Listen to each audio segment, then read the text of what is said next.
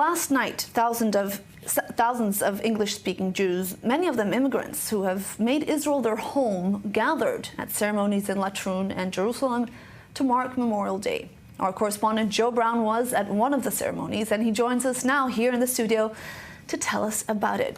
Now, Joe, these ceremonies were specifically aimed at reaching English-speaking Jews around the world. It was both held virtually and in person. Why is something like this being held, and why is it seen as so important? Well, yesterday there were dozens of events throughout Israel to mark Memorial Day, but in Latrun there was the largest English-speaking one. There was around about 4,500 people who were there in person, as well as thousands who were watching this on the live stream by Masa, who put this together. I'm sure a lot of viewers at home are familiar with Masa, but they're an organisation that helps Jews in the diaspora come to Israel, gives them a more authentic experience. This can be through volunteering, or it can be through programs such as internships or teaching, but this event in particular was focused more on the diaspora Jews who had fallen either on October the 7th or in the wars that have occurred before that, and the Israel-Gaza war that is still ongoing. We heard a lot of different testimonies from fallen soldiers from France and Argentina, and we heard from the families of 2 Brazilians who were killed at the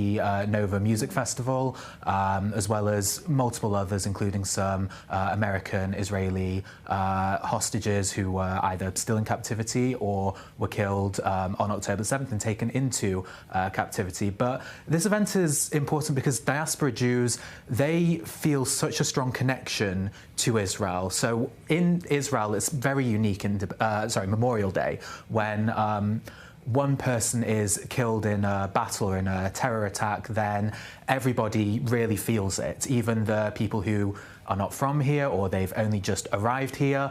So this event created by Masa was to try and sort of bridge the gap and to make it more accessible for these people. And I spoke to the CEO of Masa, Meir Holtz, and he spoke to me about the challenges, and whilst we say challenges, it was actually in a way beneficial in the sense that October the 7th brought people together, especially in Israel's time of need. Here's what he had to say.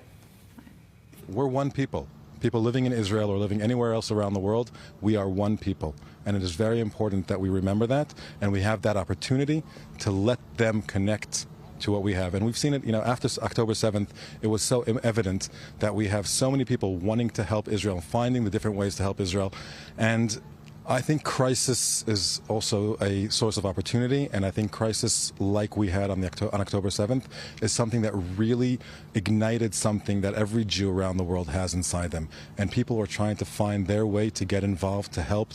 And some did it through donating money, some did it through battling anti-Semitism online, and others said, I want to come to Israel. Masa opened during the war a volunteer program, and we saw hundreds of people saying, we want to come here now to come and help Israel, because Israel is the only Jewish state. This is where we need to be. So I personally am actually a Masa alumnus. I came here on an internship program 4 years ago to do an internship at I24 News.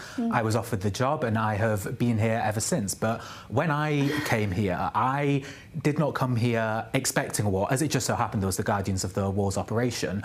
But I did not come here with the knowledge that there would be a flare-up or something going on, whereas the people who have come over the last year plus, they came here in the knowledge of what was going on. And one of those people was somebody called Abigail Ward. She came to Israel on the program starting in June last year to teach English to Israeli children.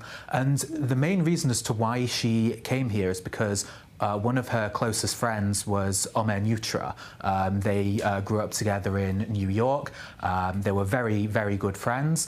And when she came here, she was under the impression that he was still alive. Unfortunately, a couple of months into her program, she found out that he was actually killed on October the 7th, and his body is still being held by Hamas in the Gaza Strip. I spoke to her before the event, and I asked her why it was so important to keep the memory of Omer alive, even with events like this. She's been speaking to Israeli media, and also why it's important to speak to the English-speaking population as well.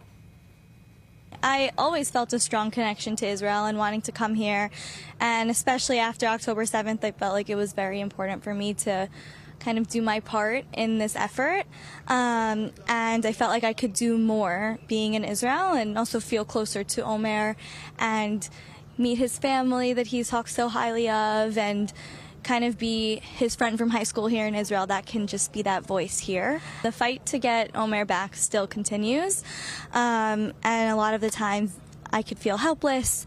So coming to events like these and speaking for Omer and about Omer and fighting for him to come home, it's what's important. And as much as I don't like public speaking, I know I need to do it, and I know Omer would be proud, and I need to make him proud. So I do it all for Omer, to bring him home. And Abigail was the first speaker at this event. She gave an absolutely gut-punching testimony as to what it was like with Omer in captivity, knowing that he'd been abducted on October the 7th, and in the months following finding out that he was killed. This is only a part of the speech that she did yesterday. I would thoroughly recommend people go and watch it. It's on the Masa YouTube channel, but here is a very small snippet of what she had to say at the event. In this heartbreak, I find myself aching to talk to you. You're the person I would turn to for comfort, for perspective, but now I can't. Still, I hope somehow you can hear me.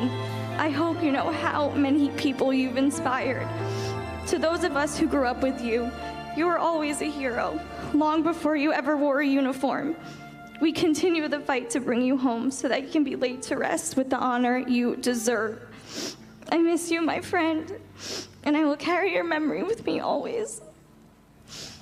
So many people, such as Omer Nutra, they came to Israel because they wanted to defend the country, and they gave their lives for the country.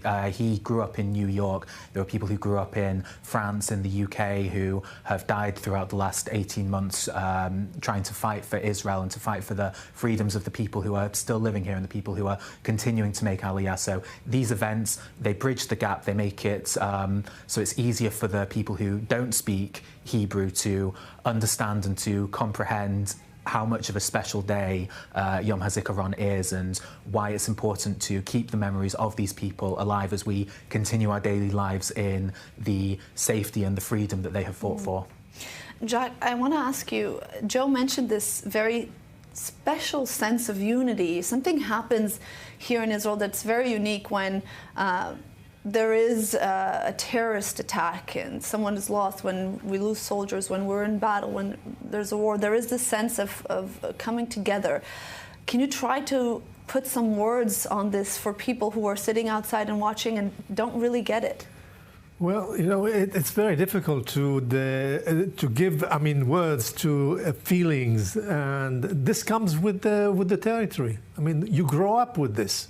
You grow up in this country with believing that these are the values that you have to fight for, and we don't have a choice. We just look all around us, and everybody, all around us, they want just to eliminate us, to see us thrown away, whatever. And this gives you a soul-searching position where once a year you think about what's happening, and it's very, very, very close to you, because you know from your service, for instance. I know. My instructor died in the Yom Kippur War. My friend Moshe Cohen died in the Syrian Golan during one of the incidents there. Other friends of mine, I mean, all over the career, 24 years, and I went to all those cemeteries, and it gives you a sentiment of bonding. This is something that bonds you together. I mean, and it is unfamiliar for people who don't know the Israeli experience. This is typically an Israeli experience. This is typically an Israeli day. This is typically an Israeli event. I mean, and if you don't understand that, then you're not an Israeli. All right, Joe, I want to thank you for coming in and telling us about your experience, and we're very happy that you stayed beyond your internship. Thank you for that, Jack.